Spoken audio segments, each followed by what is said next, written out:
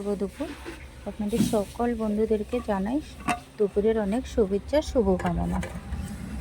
দুপুরে রান্নাবান্না নিয়ে চলে এসেছি। ভাত তো হবেই রোজে।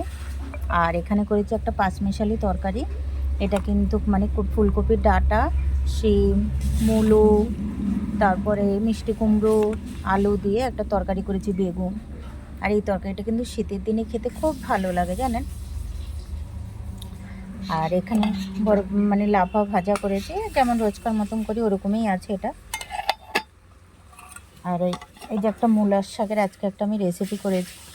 এটা অন্য টাইপের বানিয়েছি, সবসময় তো একভাবেই মূলার শাক খাই, তার জন্য ভাবি একটু আজকে অন্য টাইপের বানাই। যাকে এই রেসিপিটা দেবো আমি, ফুল রেসিপিটা। আর এখন শীত মানে শাক, যে কোনো শাক শীতেই কিন্তু খেতে আমাদের ভালো লাগে। আর শীতেই কিন্তু শাক সবজিটা বেশি পাওয়া যায় কিন্তু গরমের থেকেও। তার জন্য তো শাকের তো মানে একটা রেসিপি মানুষের প্রত্যেকভাবে সবসময় নতুন নতুন টাইপের বানায়।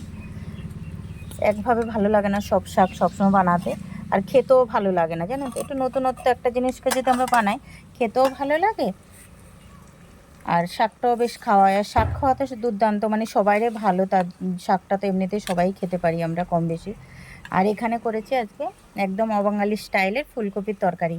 এই তরকারিটা কিন্তু একটা শর্ট ভিডিও আমি দেবো। এটা অবাঙালি স্টাইলের বানিয়েছি। এটা লুচি, পরোটা, রুটি দিয়ে সব দিয়ে আপনারা খেতে পারবেন, ভাত দিয়েও খেতে পারবেন। দেখেন কিন্তু রুটি দিয়ে, পরোটা দিয়ে, লুচি দিয়ে খেতে ভাতের থেকেও বেশি ভালো লাগবে অন্য কিছু দিয়ে। ভাতটা দিয়ে অতটা মানে ভালো লাগবে না, ইচ্ছা করলে খেতে পারেন।